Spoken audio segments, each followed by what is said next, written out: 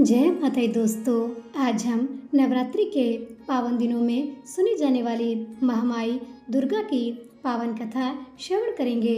आइए शुरू करते हैं। नवरात्रि में माँ दुर्गा के 9 अलग अलग स्वरूपों की पूजा की जाती है।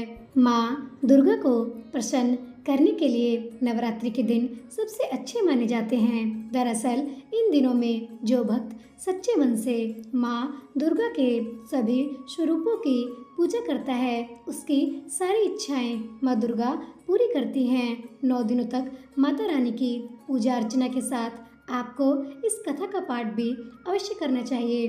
श्री दुर्गा नवरात्रि व्रत कथा करने से आपको सभी 9 देवियों की कृपा प्राप्त होती है। आइए सुनते हैं ये पावन कथा। बृहस्पति जी बोले, हे ब्रह्मा जी, आप अत्यंत बुद्धिमान, सर्वशास्त्र और चारों वेदों को जानने वालों में श्रेष्ठ हो। हे प्रभु, कृपा कर मेरा वचन सुनो। चैत्र, अश्विन, माघ और आषाढ़ मास के शुक्ल पक्ष में नवरात्र का व्रत और उत्सव क्यों किया जाता है? हे भगवान, इस व्रत का फल क्या है?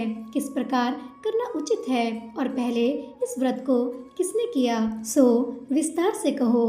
बृहस्पति जी का ऐसा प्रश्न सुनकर ब्रह्मा जी कहने लगे, बृहस्पति, प्राणियों का हित करने की इच्छा से तुमने बहुत ही अच्छा प्रश्न किया है। जो मनुष्य मनोरथ पूर्ण करने वाली दुर्गा महादेवी, सूर्य और नारायण को ध्यान करते हैं, वे मनुष्य धन्य हैं। यह नवरात्र व्रत संपूर्ण कामनाओं को पूर्ण करने वाला है। इसके करने से पुत्र चाहने वाले को पुत्र, धन चाहने वाले को धन, विद्या चाहने वाले को विद्या और सुख चाहने वाले को सुख मिलता है। इस व्रत को करने से रोगी मनुष्य का रोग दूर हो जाता है और कारागार में पड़ा हुआ मनुष्य बंधन से छूट जाता है। मनुष्य की तमाम विपत्तियां दूर हो जाती हैं और उसके घर में संपूर्ण संपत्तियां आकर उपस्थित हो जाती हैं। बंध्या और काक बंध्या के इस व्रत के करने से पुत्र हो जाता है। समस्त पापों को दूर करने वाले इस व्रत के करने से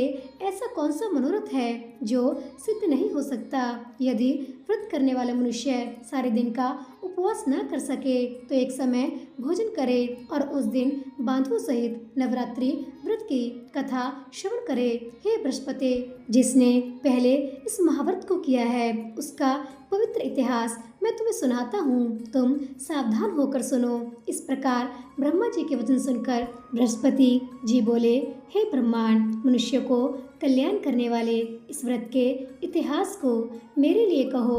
मैं सावधान होकर सुन रहा हूँ। आपकी शरण आए हुए मुझ पर कृपा करो। ब्रह्मा जी बोले, पीठत नाम के मनोहर नगर में एक अनाथ नाम का ब्राह्मण रहता था। वह भगवती दुर्गा का भक्त था।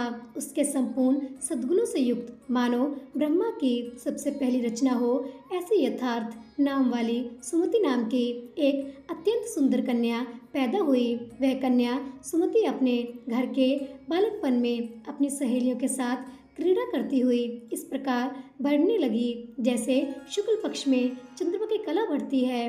उसका पिता प्रतिदिन दुर्गा की पूजा और होम किया करता था। उस समय वह भी नियम से वहाँ उपस्थित होती थी। एक दिन वह सुमति अपने सखियों के साथ खेलने लग गई और भगवती के पूजन में उपस्थित नहीं हुई। उसके पिता को पुत्री की ऐसी असावधानी देखकर क्रोध आया और पुत्री से कहने लगा, हे दुष्ट पुत्री, आज प्रभात से तुमने भगवती का पूजन नहीं किया। इस कारण मैं किसी कुष्ठी और दरिद्र मनुष्य के साथ तेरा विवाह करूंगा। इस प्रकार पिता के कटु वचनों को सुनकर सुमति को बड़ा दुख हुआ और पिता से कहने लगी, हे पिताजी, मैं आपकी कन्या हूँ, मैं आपके सब तरह से अधीन हूँ। जैसी आपकी इच्छा हो मेरा विवाह कर सकते हो। होगा वही जो मेरे भाग्य में लिखा है। मेरा तो इस पर पूर्ण विश्वास है। मनुष्य न जाने कितने मनोरथों को चिंतन करता है, पर होता वही है जो भाग्य में विधाता ने लिखा है। जो जैसा कर्म करता है उसको फल भी उसके कर्म के अनुसार ही मिलता है, क्योंकि कर्म करना मनुष्य के अधीन है, पर फल देना देव के अधीन है। जैसे अग्नि में पड़े हुए तृणादि उसको अधिक प्रदीप्त करते हैं, उसी तरह अपनी कन्या के ऐसे निर्भयता से कहे हुए वचन सुनकर उस ब्राह्मण को अधिक क्रोध आया। तब उसने अपनी कन्या का एक कुष्ठी के साथ विवाह कर दिया और अत्यंत क्रुद्ध होकर पुत्री से कहने लगा, जाओ जाओ, जल्दी जाओ, अपने कर्म का फल भोगो, देखें केवल भाग्य भरोसे पर रहकर क्या करती है। इस प्रकार से कहे हुए पिता के कटु वचनों को सुनकर सुमति अपने मन में विचार करने लगी कि अहो, मेरा बड़ा दुर्भाग्य है जिससे मुझे ऐसा पति मिला है। इस तरह अपने दुख का विचार करती हुई वह सुमति अपने पति के साथ वन में चली गई और भयावन वन में कुशायुक्त उस स्थान पर उन्होंने वह रात बड़े ही कष्ट से व्यतीत की। उस गरीब बालिका की ऐसी दशा देखकर भगवती पूर्व पुण्य के प्रभाव से प्रकट होकर सुमति से कहने लगी कि हे ब्राह्मणी, मैं तुम पर प्रसन्न हूँ, तुम जो चाहो वरदान मांग सकती हो, मैं प्रसन्न होने पर मनोवांछित फल देने वाली हूँ। इस प्रकार भगवती दुर्गा का वचन सुनकर ब्राह्मणी कहने लगी कि आप कौन हैं जो मुझ पर प्रसन्न हैं, यह सब मेरे लिए कहो और आपकी कृपा दृष्टि से मुझ दासी को कृतार्थ करो। ऐसा ब्राह्मणी का वचन सुनकर देवी कहने लगी कि मैं आदि शक्ति हूँ और मैं ही ब्रह्मा, विद्या और सरस्वती हूँ। मैं प्रसन्न होने पर प्राणियों को दुख दूर कर उनको सुख प्रदान करती हूँ। हे ब्राह्मणी, मैं तुम पर तेरे पूर्व जन्म के पुण्य के प्रभाव से प्रसन्न हूँ। तुम्हारे पूर्व जन्म का वृत्तांत सुनाती हूँ, सुनो। तो पूर्व जन्म में निषाद की स्त्री थी और अति पतिव्रता थी। एक दिन तेरे पति निषाद ने चोरी की। चोरी करने के कारण तुम दोनों को सिपाहियों ने पकड़ लिया और ले जाकर जेल खाने में कैद कर दिया। उन लोगों ने तेरे और तेरे पति को भोजन भी नहीं दिया और न पानी दिया। इस प्रकार नवरात्र के 9 दिनों में तुमने ना तो कुछ खाया और ना ही जल पिया, इसीलिए 9 दिनों तक नवरात्र का व्रत हो गया। हे ब्राह्मणी, उन दिनों में जो व्रत हुआ उस व्रत के प्रभाव से प्रसन्न होकर तुम्हें मनोवांछित वस्तु दे रही हूँ। तुम्हारी जो इच्छा हो सो मांगो। इस प्रकार दुर्गा जी के कहे वचन सुनकर ब्राह्मणी बोली कि अगर आप मुझ पर प्रसन्न हैं तो हे दुर्गे, आपको मैं प्रणाम करती हूँ। कृपा करके मेरे पति के कोढ़ को दूर करो। देवी कहने लगी कि उन दिनों में तुमने जो व्रत किया था उस व्रत के एक दिन का पुण्य अपने पति का कोढ़ दूर होने के लिए अर्पण करो। मेरे प्रभाव से तेरा पति कोढ़ से रहित और सोने के समान शरीर वाला हो जाएगा। ब्रह्मा जी बोले। इस प्रकार देवी का वचन सुनकर वह ब्राह्मणी बहुत प्रसन्न हुई और पति को निरोग करने की इच्छा से ठीक है ऐसे बोली। तब तक उसके पति का शरीर भगवती दुर्गा की कृपा से कुष्ठहीन होकर अति कांति युक्त हो गया, जिसकी कांति के सामने चंद्रमा की कांति भी क्षीण हो जाती है।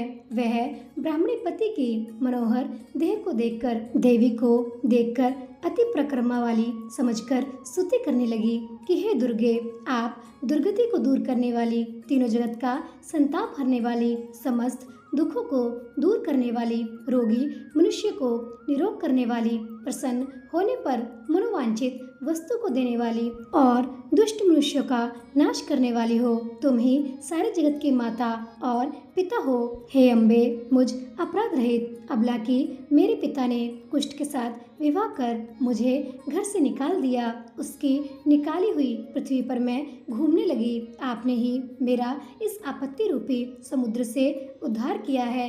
हे देवी, आपको मैं प्रणाम करती हूँ, मुझ दीन की रक्षा करो। ब्रह्मा जी बोले कि हे बृहस्पति, इसी प्रकार उस सुमति ने मन से देवी की बहुत स्तुति की। उससे की हुई स्तुति सुनकर देवी को बहुत संतोष हुआ और ब्राह्मणी से कहने लगी कि हे ब्राह्मणी, तुम्हारे उदायक नाम का एक अति बुद्धिमान, धनवान, कीर्तिवान और जितेंद्र पुत्र शीघ्र ही होगा। ऐसा कहकर वह देवी उस ब्राह्मणी से फिर कहने लगी, हे ब्राह्मणी, और जो कुछ तेरी इच्छा हो वही मनोवांछित वस्तु तुम मांग सकती हो। ऐसा भगवती दुर्गा का वचन सुनकर सुमति बोली कि हे भगवती दुर्गे, अगर आप मुझ पर प्रसन्न हैं तो कृपा कर मुझे नवरात्रि विधि बताइए। हे दयावती, जिस विधि से नवरात्र व्रत करने से आप प्रसन्न होती हैं, उस विधि और उसके फल को मेरे लिए विस्तार से वर्णन करें। इस प्रकार ब्राह्मणी के वचन सुनकर माँ दुर्गा कहने लगी कि हे ब्राह्मणी, मैं तुम्हारे लिए संपूर्ण पापों को दूर करने वाले नवरात्र व्रत की विधि को बतलाती हूँ, जिसको सुनने से तमाम पापों से छूटकर मनुष्य मोक्ष को प्राप्त हो जाता है। अश्विन मास के शुक्ल पक्ष की प्रतिपदा से लेकर 9 दिनों तक विधि पूर्वक व्रत करें। यदि दिन भर का व्रत न कर सके तो एक समय भोजन करें। पढ़े लिखे ब्राह्मण से पूछकर घट स्थापना करें और वाटिका बनाकर उसको प्रतिदिन जल से सींचें। महाकाली, महालक्ष्मी और महासरस्वती की मूर्तियां बनाकर उनकी नित्य विधि सहित पूजा करें और पुष्पों से विधि पूर्वक अर्घ्य दें। बिजोरा के फूल से अर्घ्य देने से रूप की प्राप्ति होती है। जयफल से कीर्ति, दाख से कार्य की सिद्धि होती है। आंवले से सुख और केले से आभूषण की प्राप्ति होती है।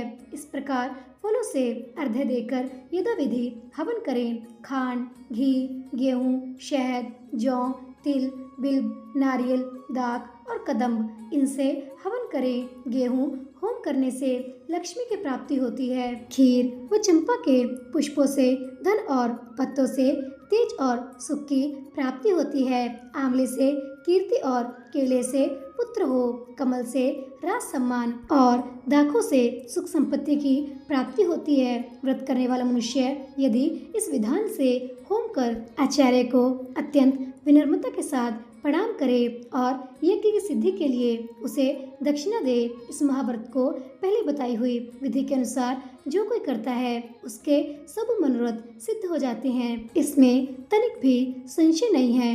इन 9 दिनों में जो कुछ दान दिया जाता है उसका करोड़ों गुना फल प्राप्त होता है। इस नवरात्रि के व्रत करने से ही अश्वमेव यज्ञ का फल प्राप्त होता है। हे ब्राह्मणी, इस संपूर्ण मनोकामनाओं को पूर्ण करने वाले उत्तम व्रत को तीर्थ अथवा घर में ही विधि के अनुसार करें। ब्रह्मा जी बोले कि हे बृहस्पति, इस प्रकार ब्राह्मणी को व्रत की विधि और फल बतलाकर देवी अंतर्ध्यान हो गई। जो मनुष्य या स्त्री इस व्रत को भक्ति पूर्वक करता है वह इस लोक में सुख पाकर अंत में दुर्लभ मोक्ष को प्राप्त होता है। हे बृहस्पति, यह दुर्लभ व्रत का महात्म्य मैंने तुम्हारे लिए बतलाया है। ऐसा ब्रह्मा जी का वचन सुनकर बृहस्पति जी आनंद के कारण रोमांचित हो गए और ब्रह्मा जी से कहने लगे, हे ब्रह्मा जी, आपने मुझ पर अति कृपा की जो अमृत के समान इस नवरात्रि व्रत का महात्म्य सुनाया।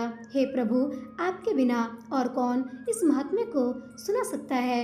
ऐसे बृहस्पति जी के वचन सुनकर ब्रह्मा जी बोले कि हे बृहस्पति, तुमने सब प्राणियों का हित करने वाले इस अलौकिक व्रत को पूछा है, इसीलिए तुम धन्य हो। यह भगवती शक्ति संपूर्ण लोकों का पालन करने वाली हैं। इस महादेवी के प्रभाव को कौन जान सकता है। और इस प्रकार नवरात्रि की पावन कथा यहीं पर संपन्न होती है। प्रेम से बोलिए जयकारा शेरा वाली मैया का, बोल सच्चे दरबार की जय। दोस्तों, जाने से पहले चैनल को सब्सक्राइब, लाइक और शेयर करना मत भूलिएगा। इससे मुझे बहुत प्रोत्साहन मिलता है। मिलते हैं अगली कथा के साथ, तब तक के लिए जय माता दी।